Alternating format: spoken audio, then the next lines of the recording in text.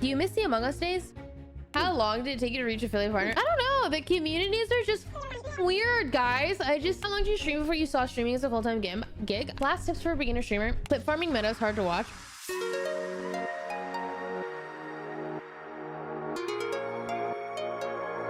Guys, I made a really not good matcha latte today. It's actually so bad. It's because I used new almond milk and it's disgusting.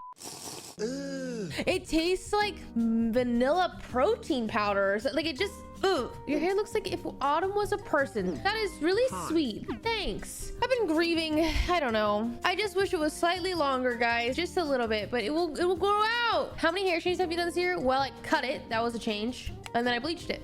And then I went copper. And then I cut it again. Not in that order, but 4. How did you grow your community, increase viewership when you started streaming? I didn't really do anything specific when I was just kind of authentically stepping in through like the games that I liked and like meeting people. I didn't do anything specifically to like grow my channel. Well, it's more like when I first started streaming, I was just streaming for fun. Like I wasn't doing anything to like grow my community specifically or like I don't know. I wasn't advertising myself on like YouTube or whatever. Like I'm literally just streaming. And I think I just got really lucky. People were coming to hang out with me, or I was meeting people like other streamers authentically. They came from YouTube. I thought she's pretty fun. So I think nowadays there's more of a YouTube following that does eventually come and say hi. But like in the beginning, I wasn't doing anything. What about streamer camp? Yeah, but that's like way later. That's like way later down my streaming career. Like that's like at least a year or 2 years in, right? Do you miss the Among Us days? No, I don't really miss that. But I will say I loved like that era of just like meeting new people. I think that's the most fun that I had in that regard. When did you start streaming? I want to say I started streaming in October of 2017. When do you feel like you started to blow up famous? I don't think I've ever felt that way. I don't know. I've never really felt like I've made it as a streamer, which is really, I don't know. I feel like maybe a lot of streamers struggle with this idea. I don't know. I don't really feel like I've made it even now. I'm not sure.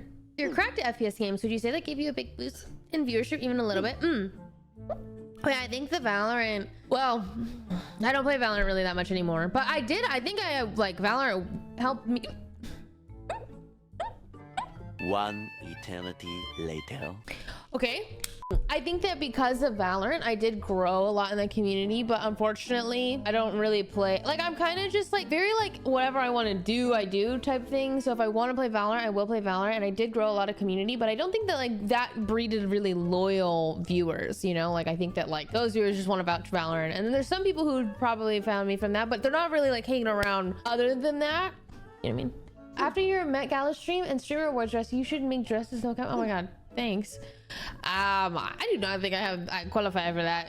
If someone wanted to network in the streaming community, should they build up a following then reach out, or wait for people to reach out to them? I don't feel like people reach out to streamers nowadays, and if you are to reach out, like I feel like everybody has their guard up for pretty good reasons. Like that's why I say it's kind of lucky. Like you gotta meet someone, hit it off with someone, that person introduce you to that person. Like it's just like a pretty close knit community. I don't think there's like really a way to infiltrate, unless it's just the way that it is. You have enough clout that somebody's basically, the way that it operates is like you have enough clout, that's your vouch. Your vouch is now like, oh, okay, you're probably not trying to clout climb because you already have clout, therefore I'm in.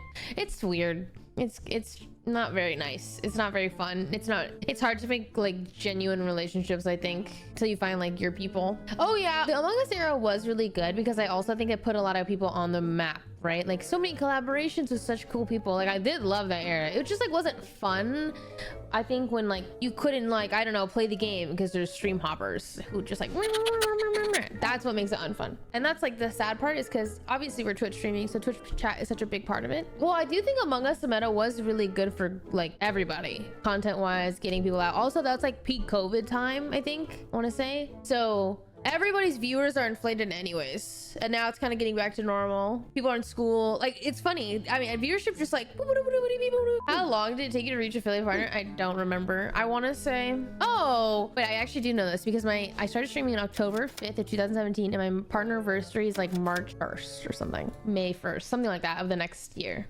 whatever that is. I think Among Us is the best background noise stream. Honestly, that was the best for when I had finals. Violent involves too much yelling. Interesting. Yeah, it's like maybe if you want and you have your comfort streamers and they're not playing like a competitive game, which is generally what we're always playing. So Among Us maybe is that. Yeah, Among Us chat was insane, but it gave a lot of popularity and a lot of really cool collaborations, and I met so many people that you would never really like interact with because of like, I don't know, social constructs and stuff. So that's really that's really fun. Like I really do love that we were able to just meet so many people, but I don't know, the communities are just weird, guys. I can't. I don't want to deal with it, but at the same time you're like forced to because you know it's good for you business wise. But I think everyone, well, I don't want to speak on everyone, but I feel like a lot of streamers are like,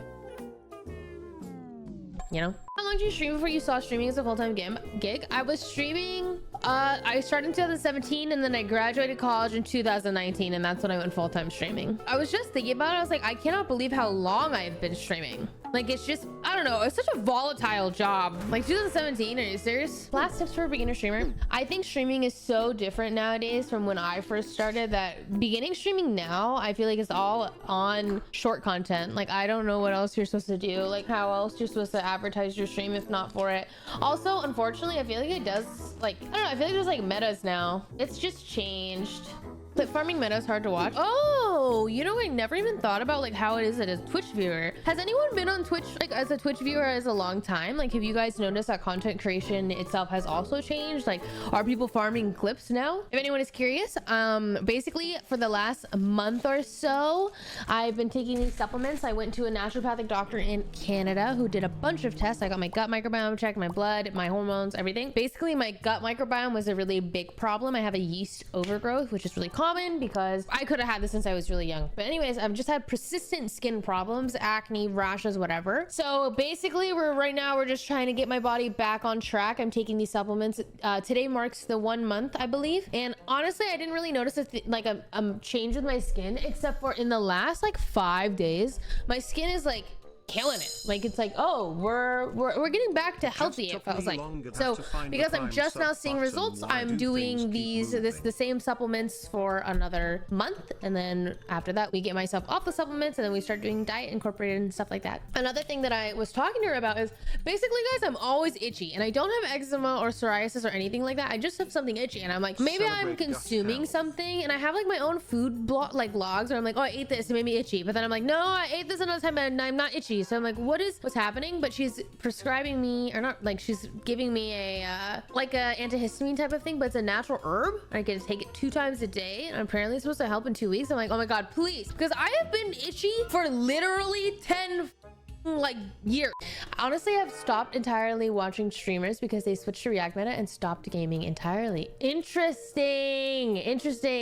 Yeah, so because I haven't really watched streams, like, I haven't seen the shift. I would say, like, I'm not around. Oh my god. Have fun. Make sure to go ride a bike in nature, okay? That's worth it every single time.